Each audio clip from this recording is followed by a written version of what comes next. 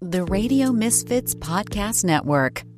Hello, everyone, and welcome to Planted with Sarah Payan podcast. I'm Sarah Payan, your host, and today our guest is no stranger to the podcast. He has been on before. We've had great conversations. My dear friend, Brian Applegarth, the founder of the Cannabis Travel Association and the founder and creator of the Cannabis Trail. Welcome, Brian. I'm so excited to have you back and geek out with you today. I know. Thank you for inviting me back on. It's always great to see you and be able to chat. Absolutely. And so since the first time you came on, I asked a question I ask all my guests. I'm going to ask you a new one today. When was the first time that you were aware of the importance of cannabis travel? That was Amsterdam. When I was about 25 years ago, I first visited Amsterdam. And I ended up staying for about 4 weeks. And it was in winter. And I remember the hotel, like the little, cheap hotel that I got. And it was this tiny room. And I was young and kind of just discovering how much, I valued travel and culture and tourism. And I was really taken with Amsterdam as a destination for a lot of reasons. And one of the many reasons was this cannabis scene, this coffee shop scene that existed. And at that moment, it was really about the experience and how it was so integrated and part of the culture there. And I had a few different touch points in different ways. For a little bit of the trip, I stayed at the Bulldog Hostel.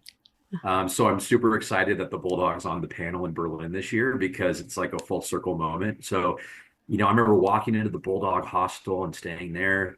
And then this other little hotel I checked into and visiting all the coffee shops, going to the Van Gogh Museum in an altered state and sitting down with my notepad and writing down quotes and doing deep thinking with art and being very aware of how special that experience was because cannabis was part of it.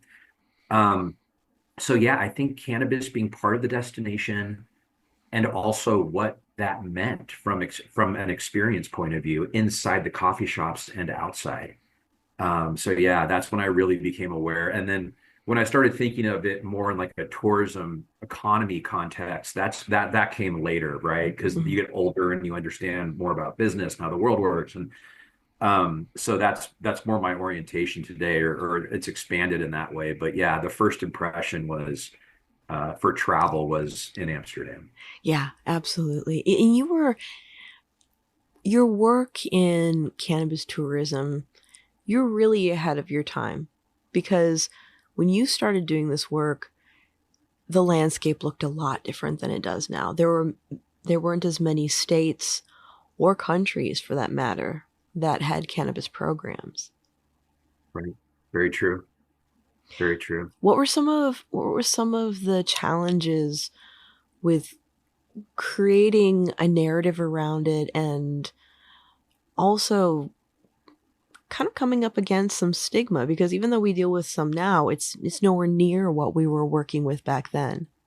Yeah. So, the biggest challenges that I faced in the last 12 years of work in cannabis travel and tourism, when it comes to the destination side and the travel industry side, there's three barriers that are constantly part of the conversation. And that is general stigma, like cultural stigma, which is all part of the reefer madness propaganda that has been going on. So just like narrative. And the second barrier has been smoking. Smoking is a very sensitive topic in hotels and tourism and destinations. And the third one is the altered state and not really understanding the depth and the breadth of cannabis as an entheogen and what that means. And what I've learned over the years is there's three core tactics really to help move the needle or move the conversation forward and to advance normalization, and that is fact-based education. So being able to point to specific things that have happened that are based in fact, like cannabis being part of the U.S. medical pharmacopoeia, for example, from 1850 to 1941. Very clear. at the federal level, a patent being filed in 2003 with cannabis as a neuroprotectant, right? Which is currently a codified document at the federal level.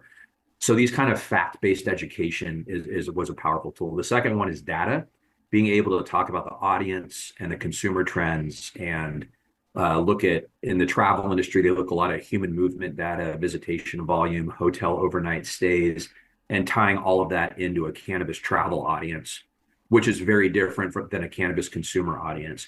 24% of the 70-ish million Americans that are cannabis motivated travelers do not self-identify as cannabis consumers. They consume life experiences.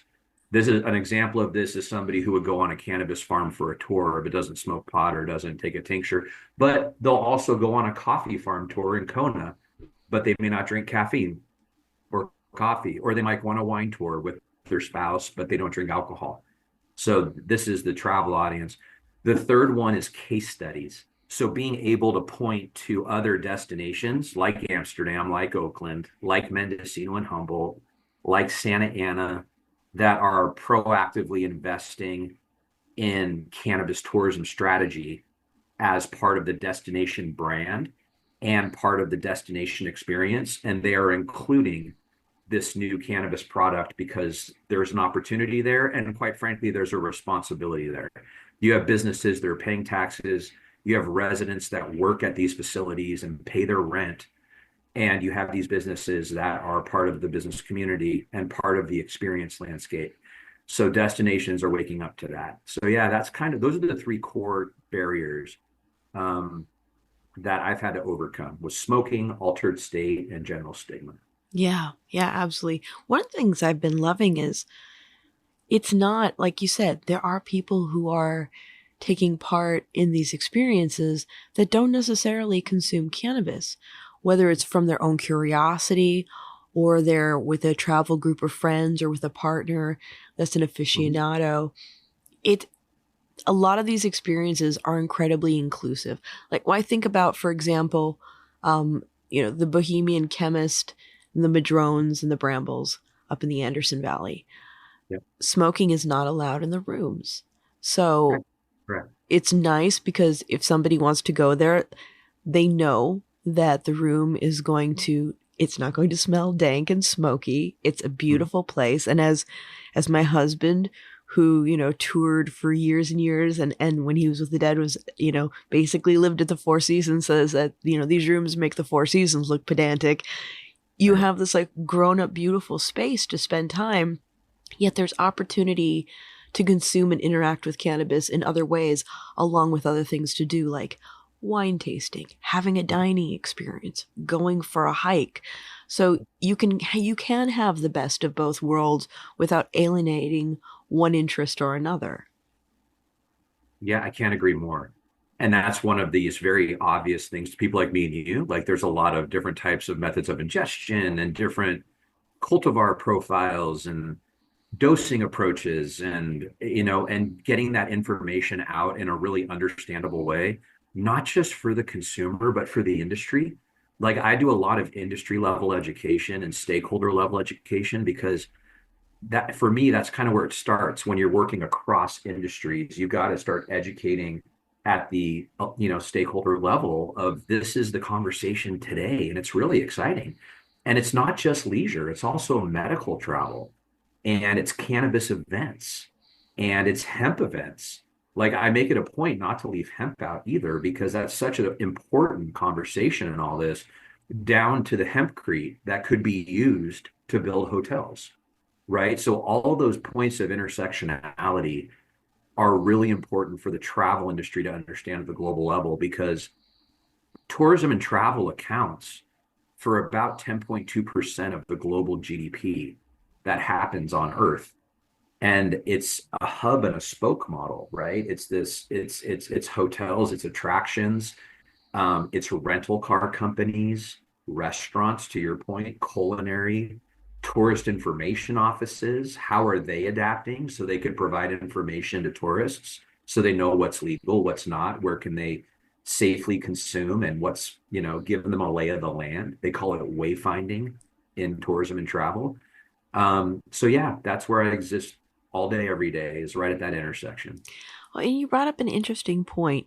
I love the fact that you're very inclusive with both cannabis and hemp. I think it's a very important conversation to have because we have to have both.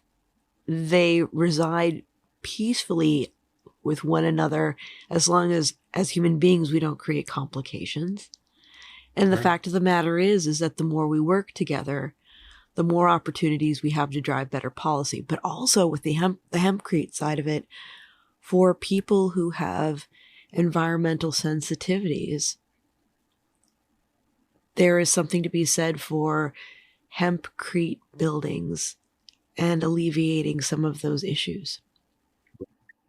Right. And also its ability to withstand fire and temperature. I mean, and I think there are like mold, like, I mean, there's studies being done and research being done, but there's a lot of these findings that are really compelling when it comes to hemp as a building material.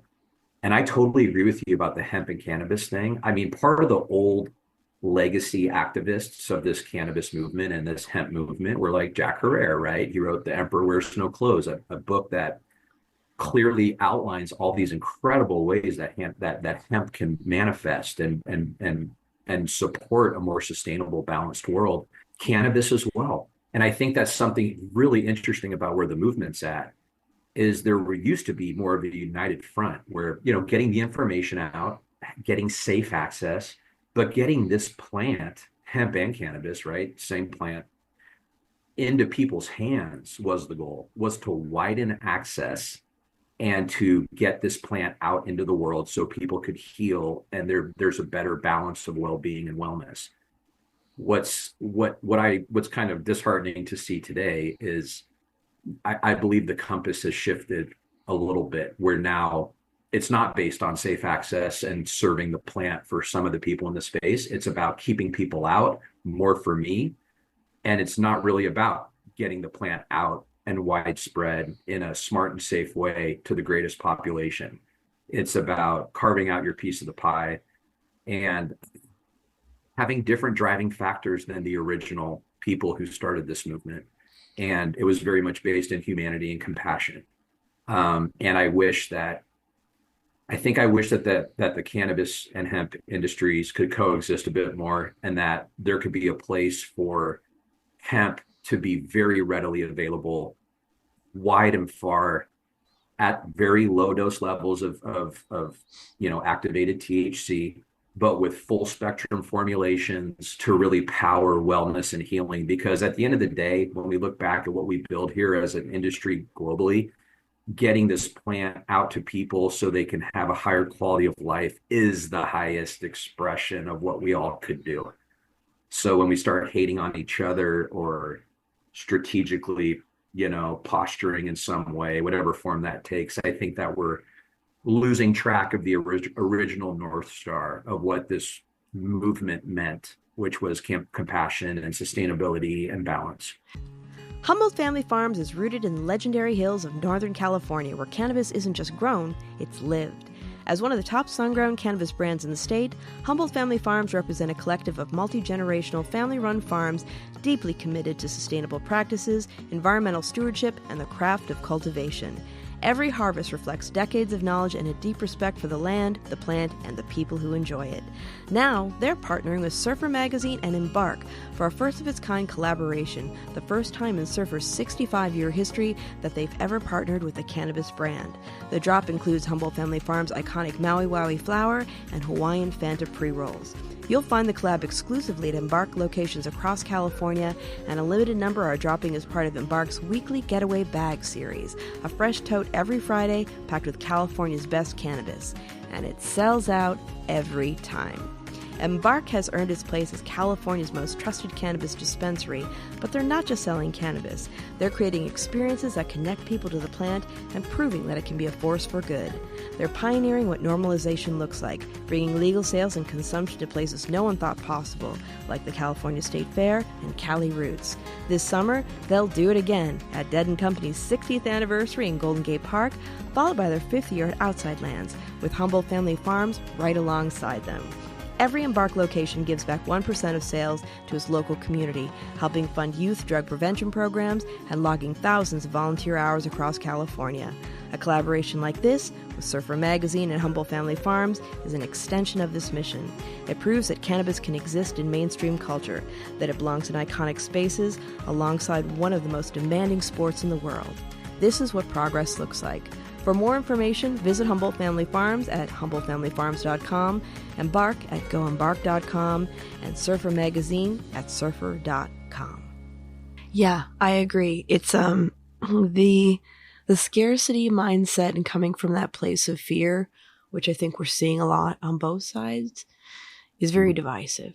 And it isn't what we were looking at. We were really looking at the plant as a whole, whether we called it hemp or cannabis, and creating that greater education and availability. And there was just an open-heartedness and a generosity that came with that, you know, there are a lot of people who still have that mindset, but that divisiveness has been problematic. And it's what's creating a big divide, and is, you know, if we continue down this way, it's what puts us on the menu rather than giving us a seat at the table.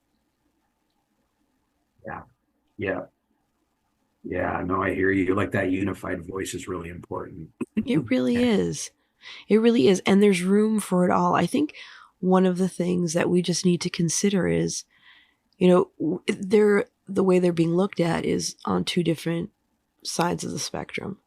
Because the Farm Bill was actually a really fortunate thing. It was a way of, I think, starting to normalize the conversation. Mm-hmm. And if we could look at it as some of the things that we've done with cannabis have hindered the industry in ways that are affecting the public.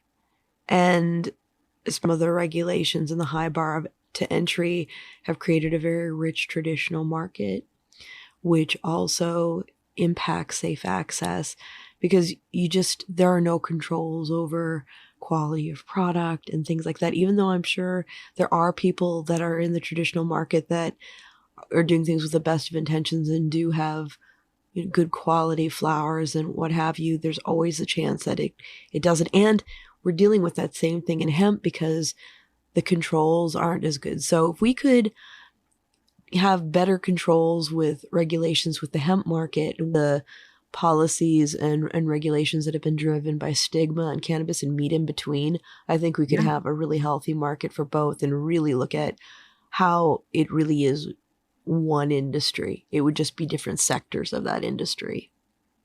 I couldn't agree more. Like, this cannabinoid industry mindset, because you see tying this into travel, one of the really interesting case studies is Minnesota.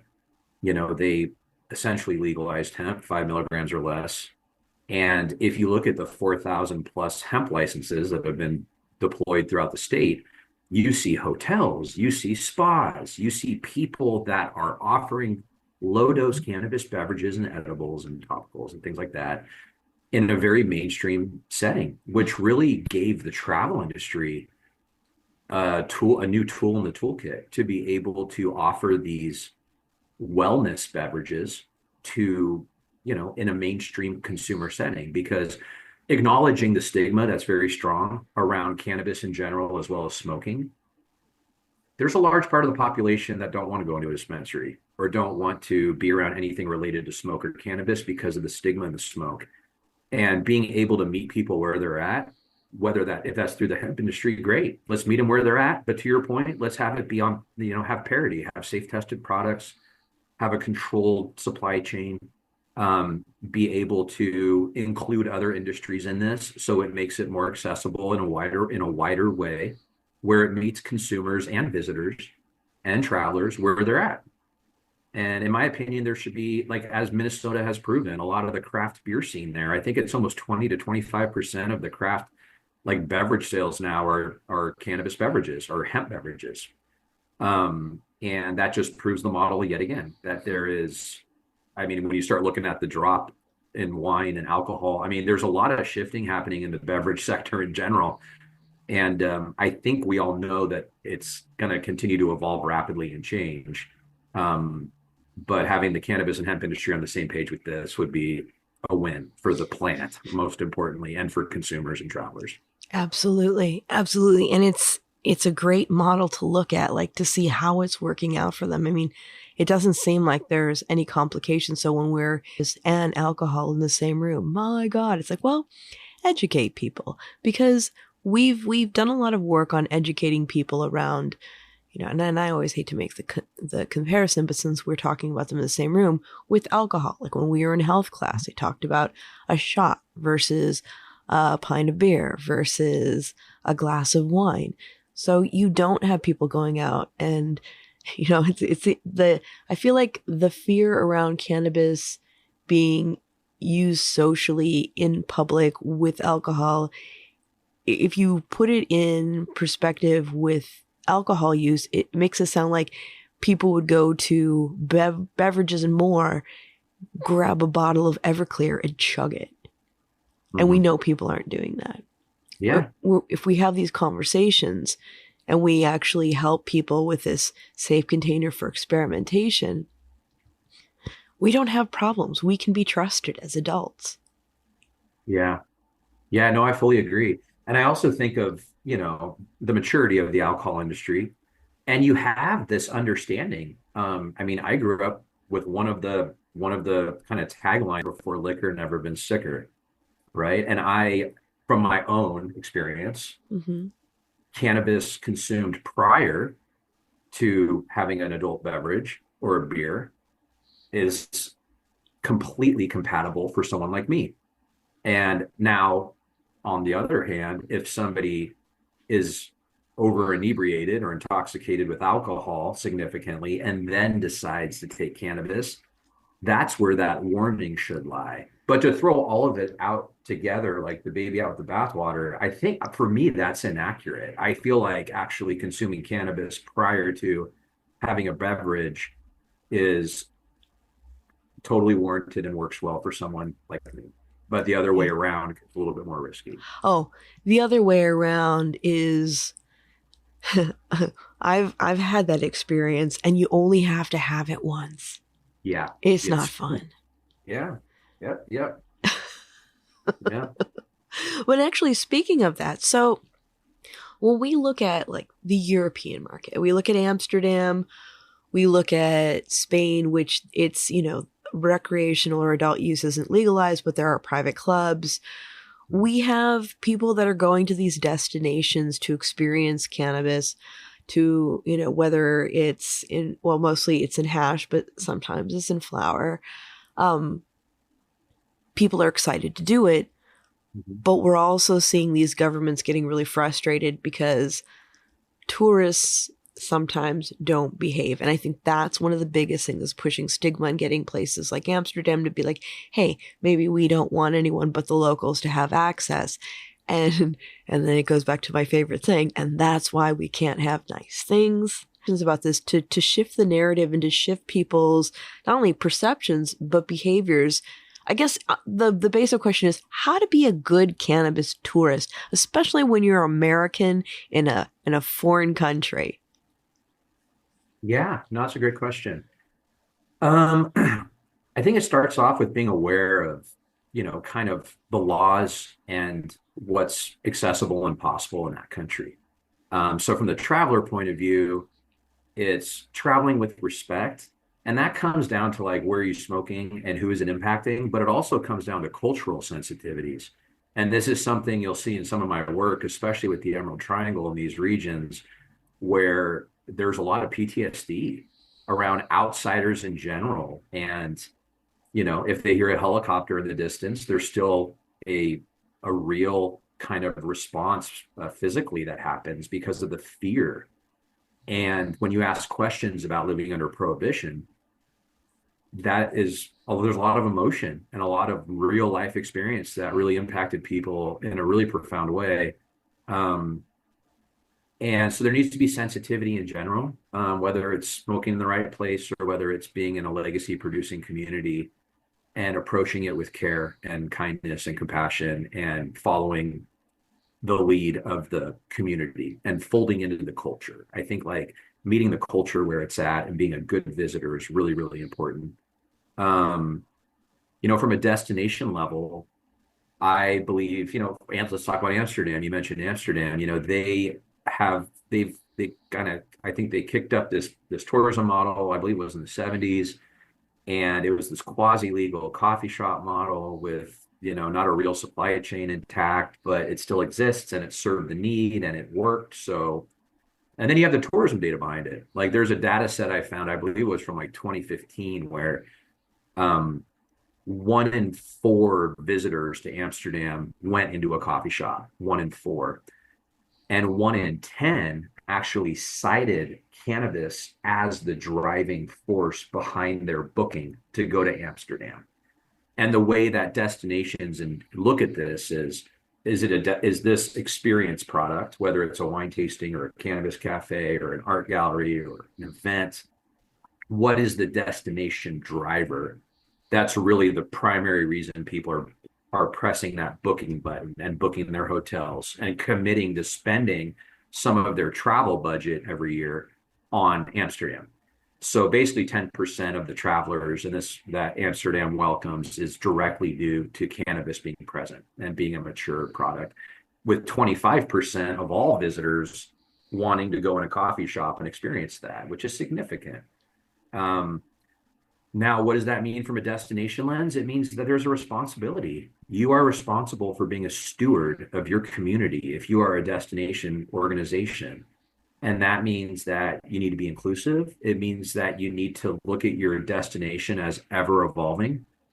And there's going to be, cannabis is just one of the topics right now, but there's going to be more that come up that are new and different. It could be something as simple as your community gets discovered by the queer community and they start, moving into a certain neighborhood and creating a community there. How are you going to adapt to that and not just find space, but proactively make space so you are holistically serving your community in a way that is authentic, really, because travel needs to be authentic. It needs to be grounded in craft and culture.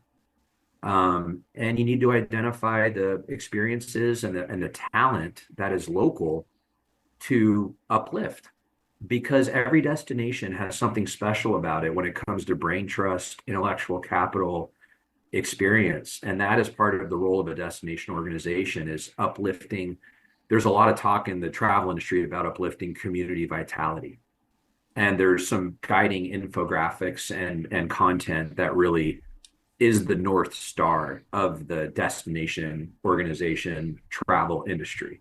Of course, for hotels, they're really, the bottom lines are heads and beds and, booking the conference room and food and beverage sales. But for a destination organization, it is about destination stewardship and community vitality.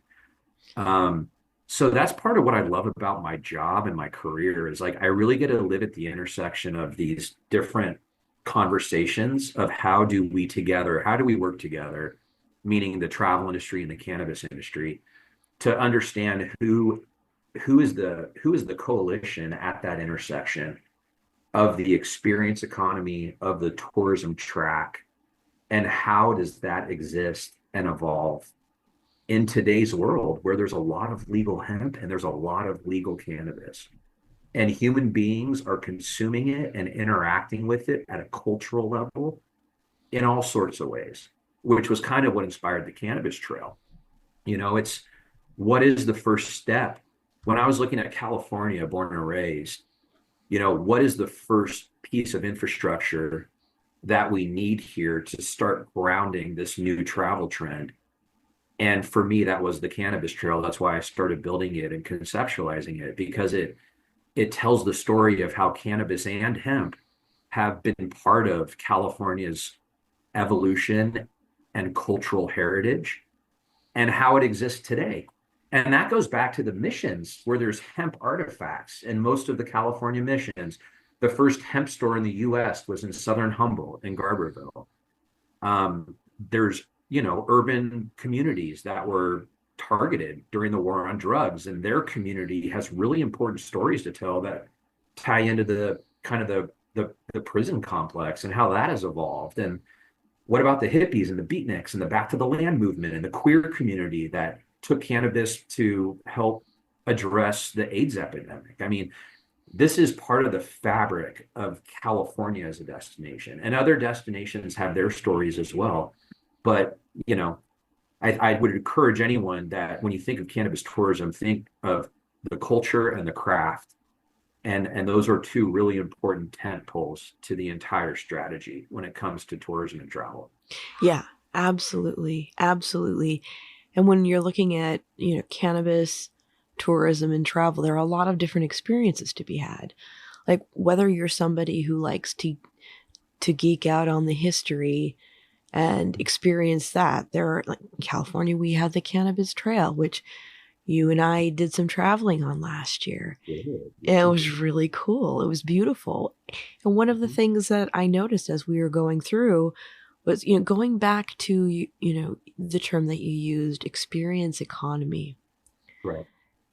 Cannabis is just part of that.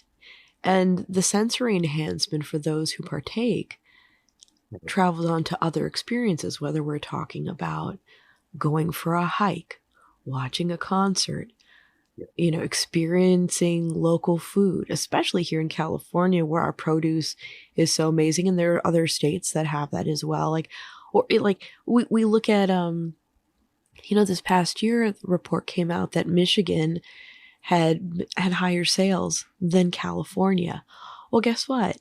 Michigan has the Great Lakes. They have beautiful parks and beaches. And I'm not saying get sky high and go sailing, but there are a beautiful, I mean, some people might, but maybe be on a boat and have a little puff and get that warm air going through your hair while you're on beautiful Lake Michigan. I mean, there's so much to unpack about experiences where cannabis doesn't necessarily need to be the focus, but it's definitely a part that just brightens the flavors and the colors in our perceptions. Right. Absolutely true. Yeah, thank you for bringing that up. I mean, this is part of the nuance of cannabis tourism that's so exciting.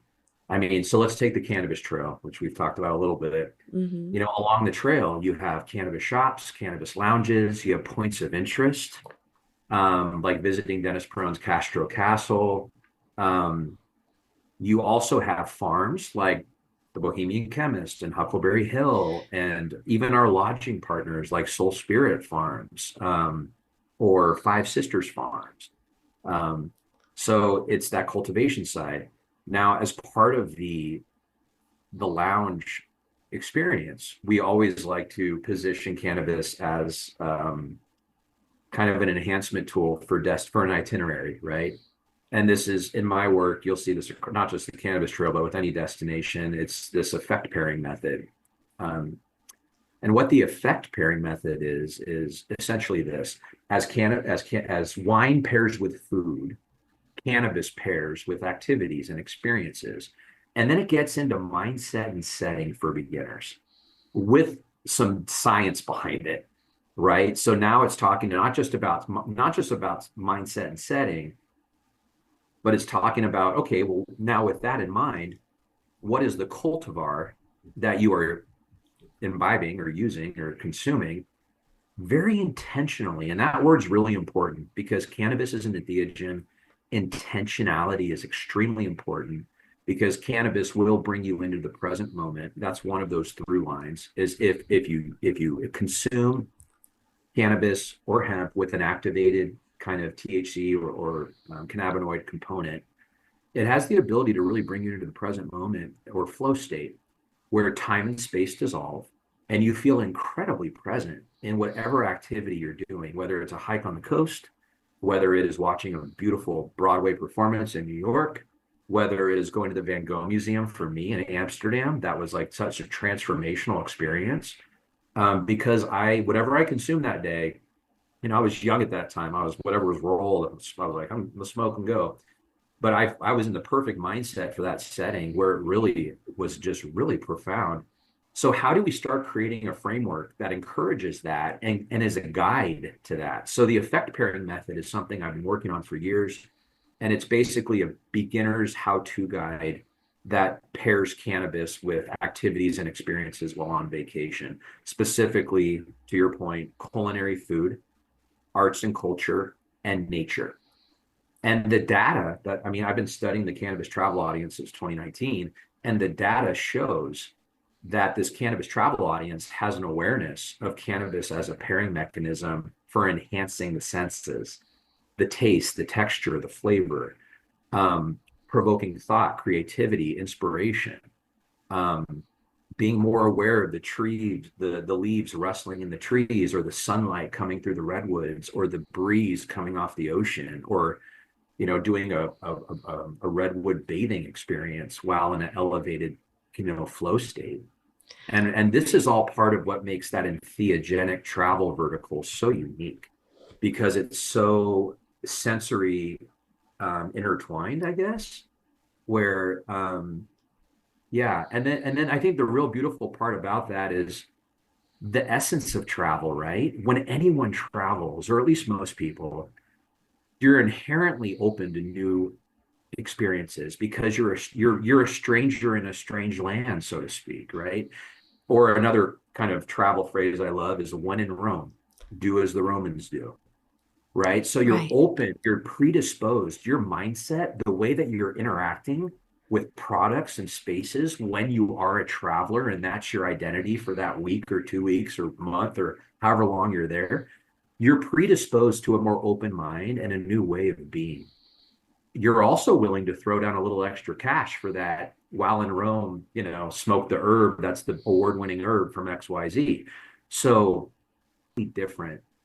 It comes down to the psychology and what does it mean for somebody to have a really interesting. And I think the highest win here is how do people learn something, have a closer appreciation and relationship with the plant, and is able to take away tools to uplift their quality of life back home. Yeah. As opposed become evangelists and be like, oh my gosh, you have to go visit the Emerald Triangle. Cannabis is totally an ancient medicine tool. I had no idea. And there's all these genetics that are being studied by Ivy League universities about the medical applications. And all of a sudden, you're going to get somebody who, like me, discovers this as part of the journey. And you become an evangelist because you want people to be happy and healthy and heal. And the Right. plan offers that. Yeah. Well, in going back to, the open-mindedness around travel, it's like, I mean, some of us have always incorporated cannabis into our travel because I've always Mhm. loved to have something, even before we got into legalization, like having a puff before going into a museum. But having the availability and the conversations and the destigmatization is an important part of giving people permission to experiment Mhm. and figure out what it's about. I mean, I think about some of the things that I've tried when I'm on vacation and then I come home and I'm like, I'd like to have a little bit of that in my life. Yeah, that was such a great experience. Or looking at, the way we look at travel, whether we're looking to entertain ourselves or educate ourselves or get back to nature. And I think about, Soul Spirit Farms. Mhm. And, for those of you who have not experienced Soul Spirit Farms, you really should. It's a beautiful, beautiful place. It's in Trinity County. If you like glamping, it is a gorgeous spot. And if you're into education, they do a lot of conversations about their regenerative farming. And it's not just about cannabis. When you go there, they feed you and, the produce. And if you partake in meat, this is all coming from their farms. And they are stewards of the land. So for people who are into ecotourism, it's a great experience. If you're into cannabis tourism, it's a great experience. If you just want to get out into, the country and have a beautiful, peaceful experience, it's an excellent opportunity to be able to do something like that.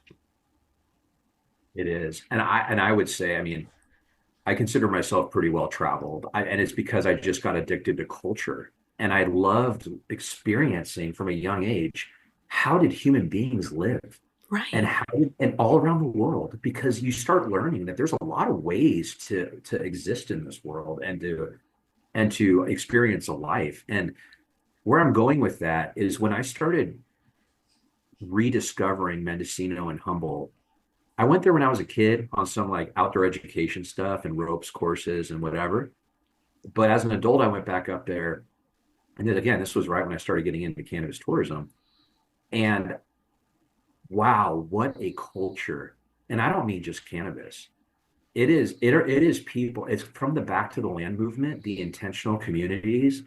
It is a really fascinating, beautiful culture where a lot of the words they used, I right out of the bat, I started hearing words like elder and there were several kind of very specific language, how they value, what they value, the relationship with nature, the prioritization of community health, and the allowance of time because of nature is so strong, and trees fall and water flows and things change and access is sometimes challenging up there. So there's this like allowance that is part of the culture of understanding that you might swing by in the afternoon between it might be a 4-hour window, and there's a variable that everybody shares because of the place, right? The setting. And then you start bonding with these people that talk about really important things. And all of it, cannabis, I do believe, is a huge part of the heart of that, because there is this awareness and consciousness that exists with communities that have a close relationship with cannabis. And I say that as somebody I've seen quite a few cultures and tribal cultures, and they're all special and beautiful in their own way. When it comes to the Emerald Triangle, it's that. And I mean, and I once heard somebody describe Napa as a place of source for the wine and grape industry. And I said, okay, well, what does that mean? And I went down that rabbit hole of, okay, well, like an agricultural crop or maybe a discipline of the arts, but something is foundational to the culture and it permeates throughout the community. The community, they have a really sophisticated palate because wine is just everywhere, and dad crushes grapes, and the family's involved in different businesses because it's part of industry. Now, when you look at cannabis and the role it's played up in the Emerald Triangle, let's say, or other legacy producing regions, especially because of the nature of cannabis having this entheogenic element, it is absolutely a signature, and it permeates throughout the community. But how does that express itself? How does it express itself? I believe Humboldt has one of the highest per capita of artists in the United States, because there's this creative bend where people, and I believe, I don't know if there's a lot of research around it, but I believe that there's a line there, there's a dotted line at the very least to the role of cannabis in promoting creativity and self-expression. And and this all ties back into culture. Like, I honestly think the Emerald Triangle is one of the coolest places to go to a long-term stay. Like, if anyone wants to do like a digital nomad style, go there. You'll have an amazing cultural experience, and, act and live like a local as much as you can for 60 days. And the knowledge that you will pick up and the appreciation you will have for the values that are shared in that community is really special, and it goes way beyond cannabis. Cannabis is a glue of sorts, and it's a really important part of it. But it's amazing how it expands beyond that. Are you looking for a lasting, meaningful way to connect with your audience and highlight your brand? Well, listen up, because Planted with Sarah Payan is taking on new sponsors. Here's a powerful stat. 20% of listeners are more likely to support brands they hear about on a trusted podcast. And 60% actually look up that product after hearing about it. That's the power of podcasting. Planted with Sarah Payan has a unique draw. With remarkable guests, we attract and engage audience that spans all sides of the cannabis spectrum. Picture your message reaching these listeners time and again. Podcast ads are evergreen, meaning your brand stays relevant as new audiences discover and binge past episodes. It's a long-term investment that keeps on giving. If you're looking for a targeted, passionate audience with lasting impact, the right listeners are here waiting to meet your brand. Visit plantedwithsarah.com to get a copy of our sponsorship deck today. Yeah. And you can, if you're traveling and looking for that cannabis experience, there are so many different things to choose from. You can go up to, Northern California, up to the Emerald Triangle. You can go down to the Santa Barbara area. You can go to Coral Cove in Jamaica. You can go to Europe. There are places, throughout the United States that have experiences. What are some of your favorite experiences? Mm. I mean, Amsterdam, I was just there last year. I'm going again this year. I'm writing a travel guide. So I'm finishing it this year. And Amsterdam's always going to be a really, it's just so mature. It's been around so long that it's like, it's just, and plus, the canals, and it's all the things around it too. It's Oh, like the Amsterdam, the architecture. architecture. Yeah, totally. Yeah. The lights on the water, all that. Um, as far as other experiences, I mean, Barcelona, honestly, is a really interesting experience with cannabis events and beyond. And I know that's kind of like a quasi-legal subject right now, but the clubs in Barcelona have a significant impact on the tourism economy. And I think I crunched numbers, a few years ago, and it was over 1 billion and easy of like where the cannabis attracts economic impact. And in the worlds that I live in and work in, that's really important. Is what is cannabis as an economic driver? So I think Barcelona, I'm really excited to see how that evolves and matures. I believe there's been some progress lately over there with medical marijuana, so it keeps evolving.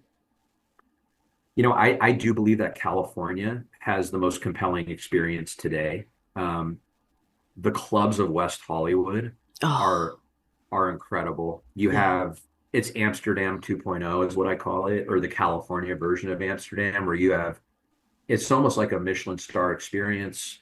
You have craft beverages. Sometimes it's cocktails and beer.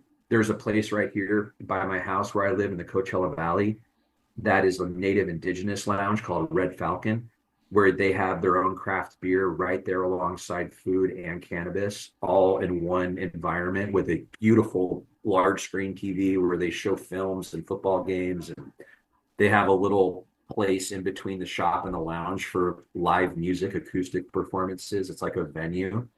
Um, the 420 Bank, which is in Palm Springs, is one of those lounges too. So there's like these lounges now. San Francisco has a lot as well. There's like 15, 20 lounges in San Francisco that don't get talked about as much as the West Hollywood ones, but there's a lot there. Um, Oakland has been a pioneering destination of all this. And there's a very rich history there. There's actually 3 different landmarks on the cannabis trail that are in Oakland that honor the history of and the role of cannabis in that community. And it really ties in closely with equity and inclusion. And again, it ties into marginalized communities and what this meant. And those kind of things are really important to enshrine and talk about in tourism, because what it does when you have destinations that embrace the storytelling authentically, it allows travelers to have context. So all of a sudden you're experiencing cannabis, yeah, but you're experiencing it within the context of the history of it and the culture of it and the passion. And some of that stuff's hard to talk about sometimes, right? Just like the concentration camps in Europe, or I remember when I was in Cambodia, I visited, the Coochie tunnels from the Vietnam War, or the killing fields from the Khmer Rouge, and that's part of where travel's not always meant to be a poolside lounge with a beverage in your hand. That's more vacation, which is cool too. But travel, for me, I've always been pulled toward how can I get really deep into the authentic culture and be able to understand it within context? And then also, how can I access the authentic culture today while having context about why it is the way it is from the past? And I think that's where you draw out the most essence of travel, and in a transformative way, and in a way where you can walk away from an experience in a destination and really kind of glean knowledge that is a new knowledge set. And I think as I get older, I realize, part of just putting myself in different places and countries and communities, you absorb more than you realize because you're in it, and all of your senses are absorbing in different ways. Your sight, your smells, your sounds. One of the most amazing countries too, which has a deep history with cannabis, is India. And talk about a sensory like banquet. I Oh mean, yeah. it's just beautiful and intense, but there's like the word ganja and goes back to Sanskrit, and it really ties into a lot of the history of India and that entheogenic element of connecting with the divine, Mm-hmm. and how cannabis was a tool to connect with a higher, like the spirit world or a higher power. And when you start researching this, there are a lot of stories like that in history related to the cannabis and hemp plant. And what does that mean today for a society that is having a spiritual collapse in a lot of ways? And how can that be accessible in tourism as a platform to learn and for us to kind of reinvigorate one of the most, I would say, one of the most important plant species on Earth that's part of this Earth. Like, how do we bring it back out of prohibition, which, by the way, has been less than 100 years? Like, we were co-evolving with this plant. It was on pharmacy shelves in the early 1900s. We are less than 100 years access. And tourism is a hell of a way to do that for a lot of things we discussed today. Yeah, Um, well, it's well, the whole prohibition thing just shows how we are as a country so very efficient at spreading messaging and having people step in line with whatever it is that we're deciding to do. I also think, like, I think about, last year Rick Steves came on the show a couple times, and we were talking about just travel opening your mind and your heart, and it's just like a lot of words that are actually good but are being manipulated to turn people off. Critical thought, it really helps with that, like becoming a better citizen of the world and understanding people. And the more you travel and expose yourself to people, understanding that underneath it all, with all of our differences, we're more alike than we ever give ourselves credit for.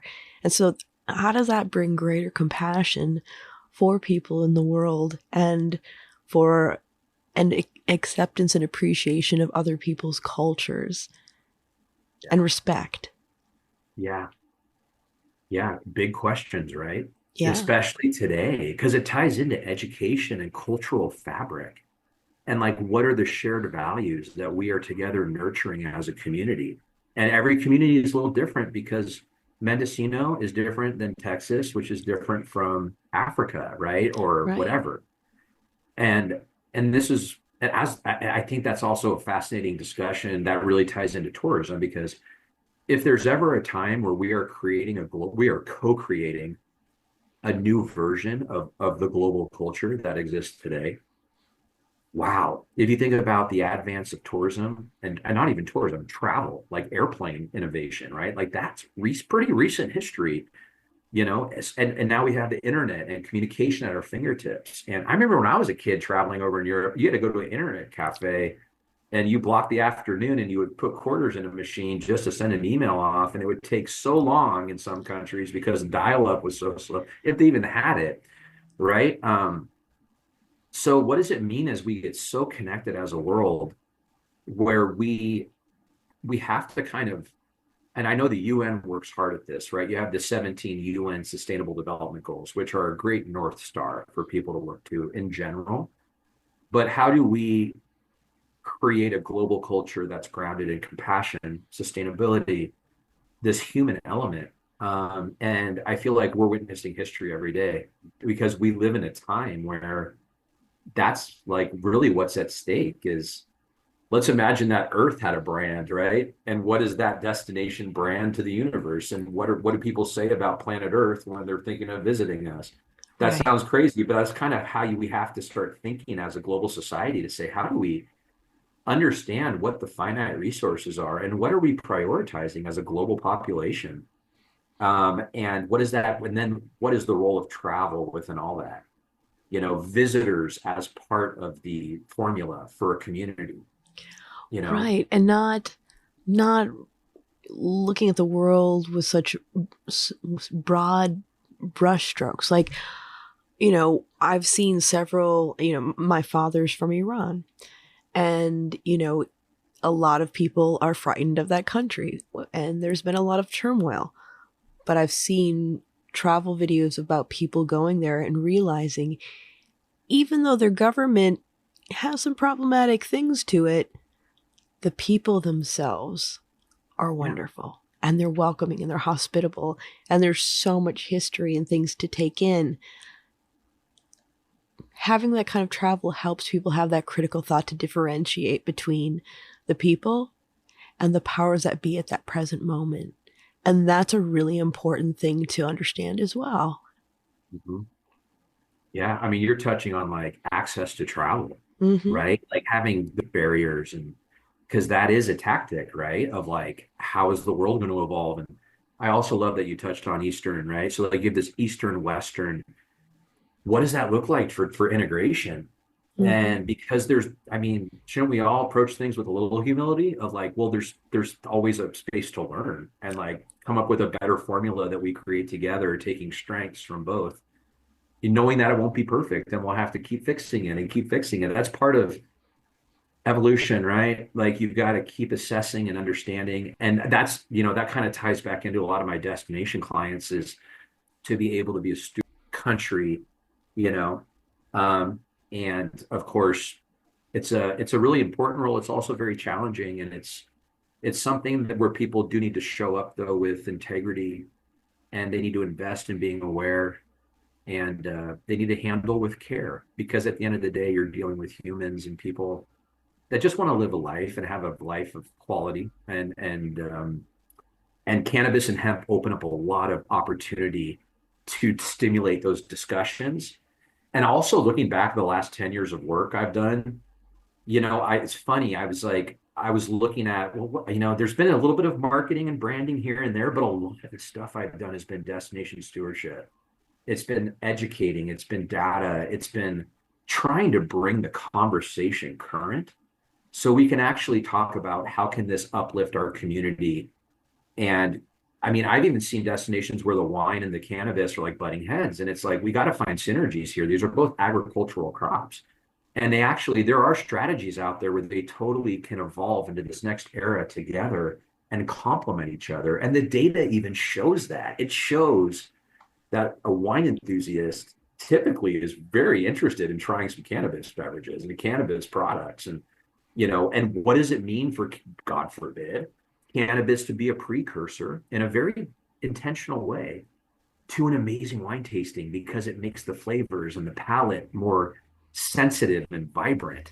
I just did that the other weekend. I did a cannabis, wine, and chocolate tasting, and it was beautiful. And for the record, I know a lot of grape growers, and they grow amazing weed for themselves, but amazing nonetheless because of, their background in cultivation, the care and love and passion they have for plants in general. Yeah, absolutely. And I think you're touching on about that care and love part. I think that's a really interesting topic too in tourism, because, and I hope there's a lot, so especially you cannabis brands listening that are like craft brands that really care about your alchemy and the quality that you put out. And it's not just a straight up more is better mentality. It's a true dedication to your small batch craft.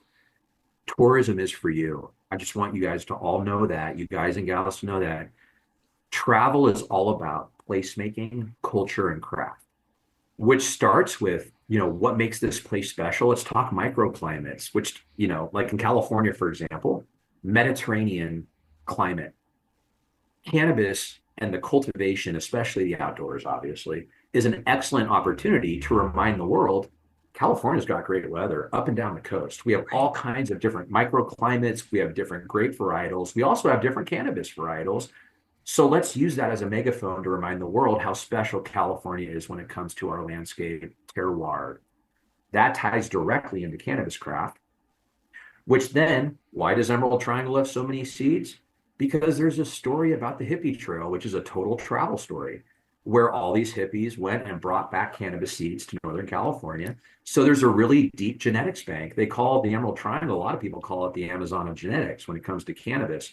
Now, how many of those seeds have some kind of cannabinoid or therapeutic compound that's going to help elevate the quality of life?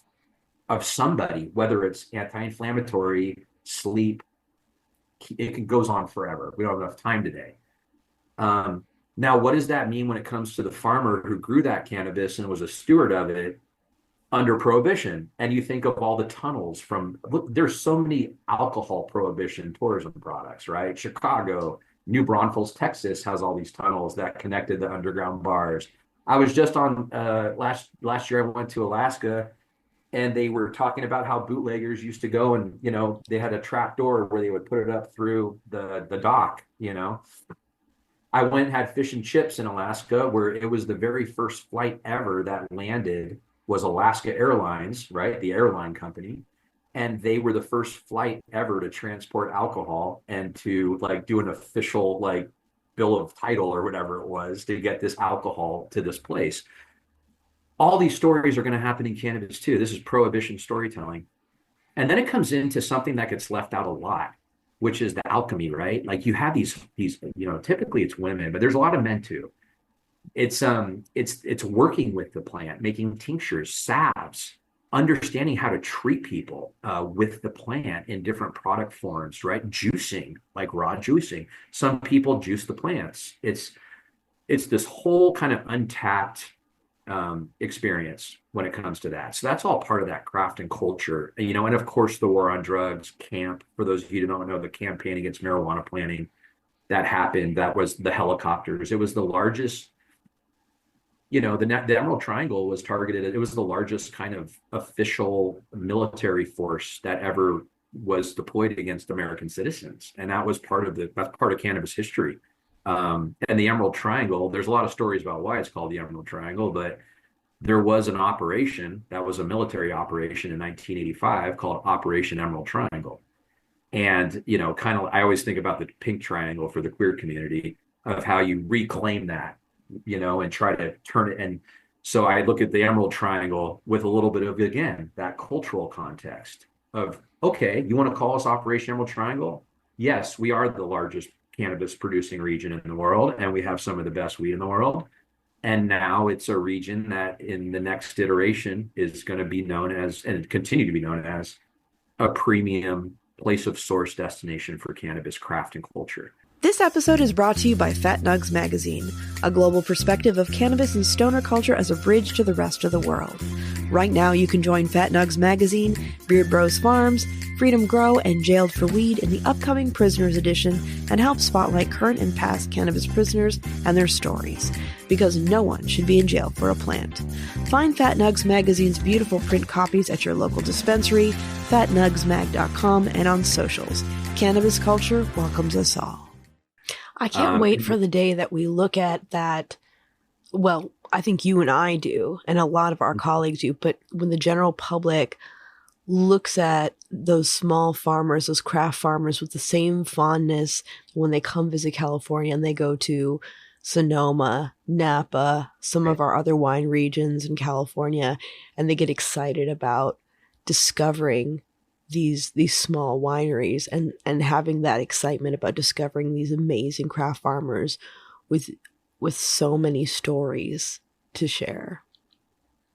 That awareness is everything, and if there's of how the wine industry took off in, I think it was 1850, and it was in France because the World Fair was there, and there was a very specific strategy developed by the French where they made it a point to use the Bordeaux region to elevate the quality of wine that existed in grapes in France. And it totally worked. And then Italy followed suit, Germany followed suit. Then we had, Bottle Shock and America, and then we had the California and other wine regions develop. And, there's been a lot of discussion in California lately about these global events with global eyeballs that are coming, whether it's the Super Bowl, whether it's the Olympics, how is California going to show up and potentially, be able to elevate in a very similar way, the cannabis story of today, which, it's flowers and it's weed and it's hash, but it's also beverages, it's also edibles, it's topicals, it's culinary. I mean, and I am so excited about what iPoppy and Huckleberry Hill are doing. Oh, yeah. Because you have this single strain cultivar gummy that is like a craft artesian gummy that is a direct reflection of one cannabis cultivar that is a legacy premium cultivar grown on Huckleberry Hill Farms, which was the very first landmark on the cannabis trail. And I will forever love Johnny and Rose. They're amazing partners and amazing human beings.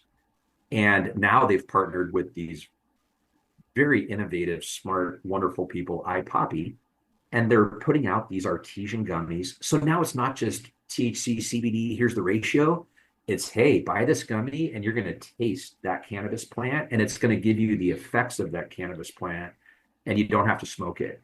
Right. And that is a huge breakthrough for my world, because now it's like you can really tie in that place of source. And I hope to see all of these craft farmers and brands start going in that direction beyond inhalation products, because there's a huge market out there that will never smoke, just to say it. Well, and the basic thing is, and this is something that I used to tell people when I worked in retail too, and from a policy standpoint, we need lots of different modes of use because we all metabolize it differently. And when you're choosing something, choose a format that you enjoy and you're familiar with. I mean, I think one of the reasons that the hemp beverages in Minnesota have taken off, and Rochelle and I have talked about this because, Rochelle Gordon, editor of Green State, is out of Minnesota. We're both Midwesterners, and beverage culture is very strong in the Midwest. So it only makes sense that beverages appeal to a greater cross-section of the population. And gosh, we're almost out of time. I can talk to you all day. We always have great conversations. But as a resource for our listeners, if they're interested in cannabis tourism and having experiences, what are some of the better resources for them to explore? For people who are looking to travel, like for cannabis experiences? Yeah. Yeah. Okay. That's a good question. Yeah. So, there's cannabistravelauthority.com is a website that I recently started. That's kind of like a cannabis marketplace. Bud and Breakfast is a great place to look, and it really is lodging heavy, but it gives you a place that you can call home. And that company's out of Colorado. The guy's great. He was the first in the space. Indica.com is another one, INNDICA. I would encourage everyone to check out the cannabistrail.com. I think that is, it's a cool thing because it's really accessible. It's just more of a guide, and it's all kind of free to access. And there's about 25 landmarks with stories and QR codes that take you a layer deeper into why this landmark matters to this place.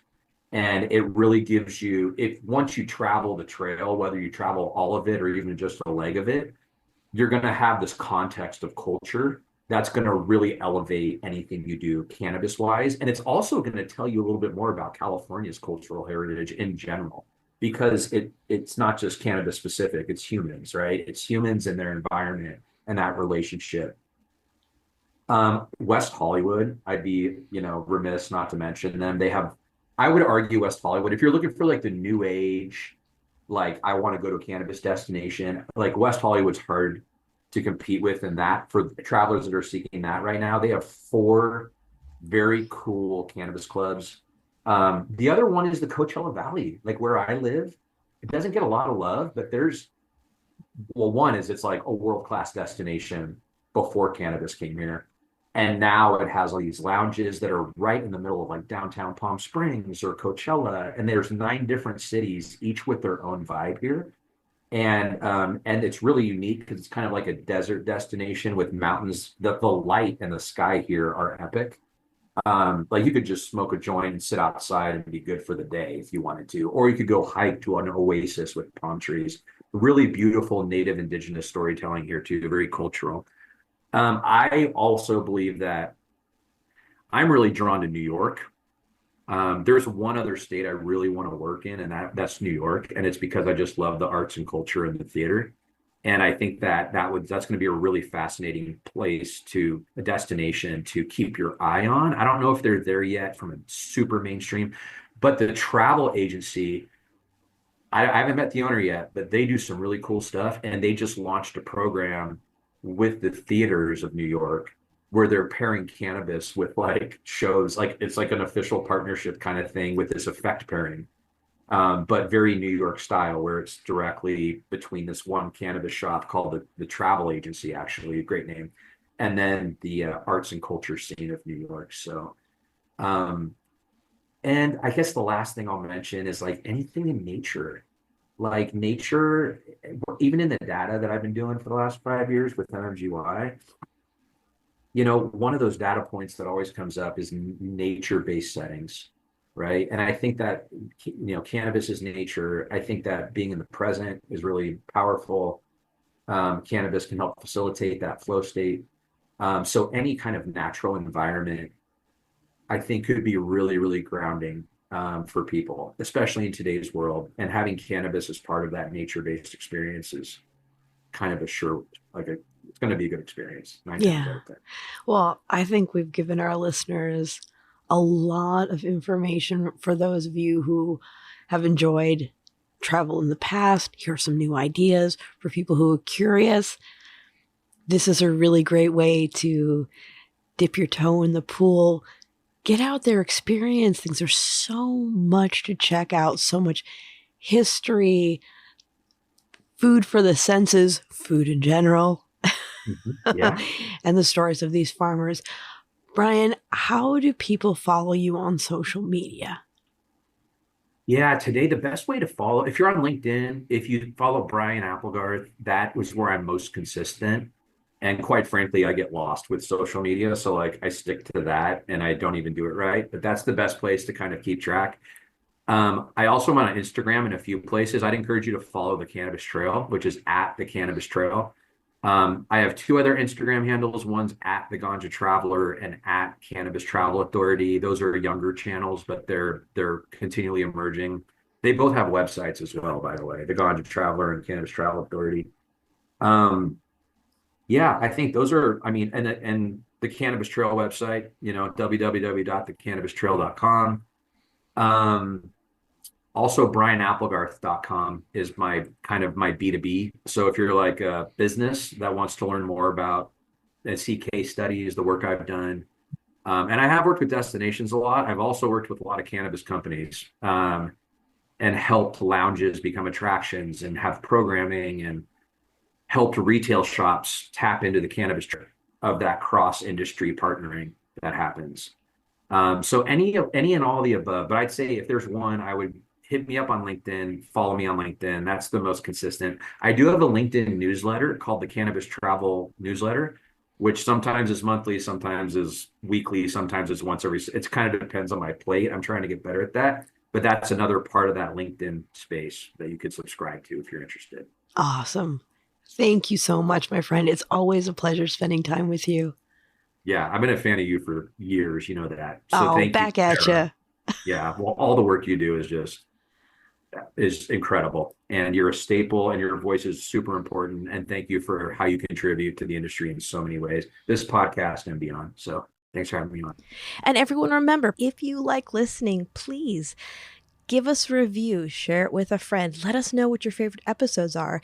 And if you'd like to stay in touch over social media, we are Planted with Sarah Pion on Facebook and Planted with Sarah on Instagram and Twitter. You can also go to our website, www.plantedwithsarah.com, or listen to us on our parent network, Radio Misfits Network, where there are other great podcasts, like one of my favorites, the Winemakers Podcast. So check it out. You can listen to Planted wherever you listen to your favorite podcasts, whether that's Pandora, Spotify, Amazon, Google, Apple, Stitcher. Tune in. We are there. So join us. And until next time, stay curious, stay safe, and remember, it's a wild world out there. Be good to one another. Until next time, take care.